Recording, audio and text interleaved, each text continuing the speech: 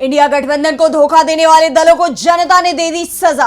नवीन पटनायक और जगन मोहन रेड्डी से छीन ली सत्ता। केसीआर मायावती की पार्टी का चुनाव में नहीं खुला खाता। राष्ट्रकवि रामधारी सिंह दिनकर ने लिखा था, जो तटस्थ है समय लिखेगा उनके भी अपराध।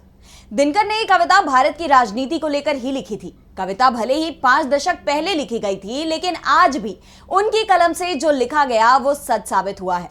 समय ने उन राजनीतिक दलों को अपराधी ठहरा दिया जो तटस्थ रहे।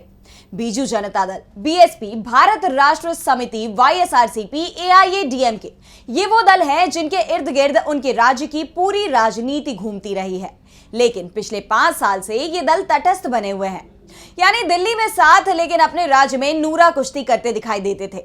दिल्ली की मोदी सरकार को जब भी जरूरत पड़ी, इन दलों ने या तो सदन में मोदी सरकार का साथ दिया या फिर वोटिंग के समय सदन से दूरी बना ली।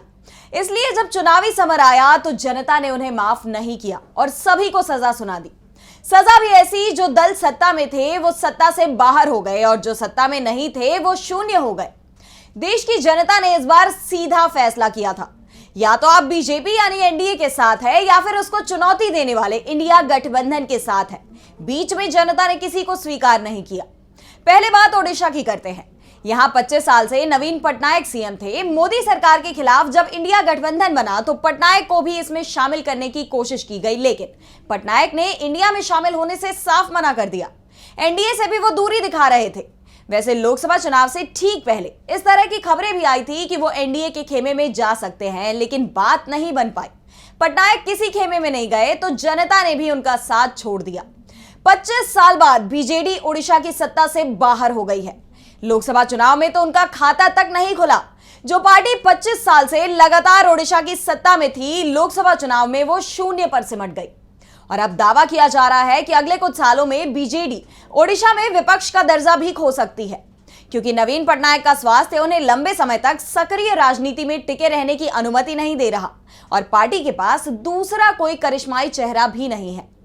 ओडिशा के बाद बात करते हैं आंध्र प्रदेश की, तो यहां वाईएसआरसीपी की सरकार थी। वैसे तो जगन मोहन रेड्डी अभी भी सीएम है, लेकिन ये कुर्सी उनके हाथ से फिसल चुकी है। 12 जून को चंद्रबाबू नायडू आंध्र प्रदेश के सीएम पद की शपथ लेने वाले हैं, क्योंकि विधानसभा चुनाव में उनकी पार्टी ने 2/3 से ज्यादा बहुमत हासिल किया है। जगन मोहन रेड्डी की हार के पीछे भी सबसे बड़ा कारण इंडिया और एनडीए दोनों से ही उनकी दूरी को माना जा रहा है। जगन की पार्टी वाईएसआरसीपी ने भी दिल्ली में बीजेपी की मदद की थी, लेकिन आंध्र प्रदेश में वो बीजेपी को कोई भी जगह देने को तैयार नहीं था। दूसरी तरफ इंडिया की तरफ से लगातार कोशिश की गई थी कि जगन उनके साथ आ जाए, लेकिन जगन चुनाव में तटस्थ रहे। लेकिन जनता पहले ही साफ कर चुकी थी कि इस चुनाव में वो तटस्थ नहीं है। इंडिया या एनडीए में उसे किसी एक को चुनना है। ऐसे में वाईएसआरसीपी को विधानसभा और लोकसभा दोनों में ही जबरदस्त झटका लगा। आंध्र प्रदेश से कटकर बने तेलंगाना में भी यही कहानी दिखाई दी। यहां 6 महीने पहले तक सत्ता में रही बीआरएस को भी एनडीए और इंडिया से दूरी बनाने का नुकसान हुआ है। पार्टी का वोट आधे से भी ज्यादा कम हो गया है, तो लोकसभा चुनाव में उसका खाता तक नहीं खुला।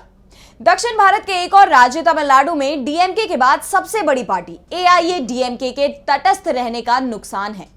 चुनाव से करीब 10 महीने पहले एआईएडीएमके ने एनडीए छोड़ दिया था। वो इंडिया गठबंधन में भी शामिल नहीं हुई, जिस कारण से तमिलनाडु की जनता ने उसका वोट और सीट सभी छीन ली।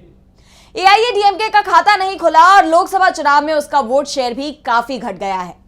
बात उत्तर भारत की करें तो यहां सबसे ज्यादा नुकसान अगर किसी दल को हुआ है तो वो है बीएसपी।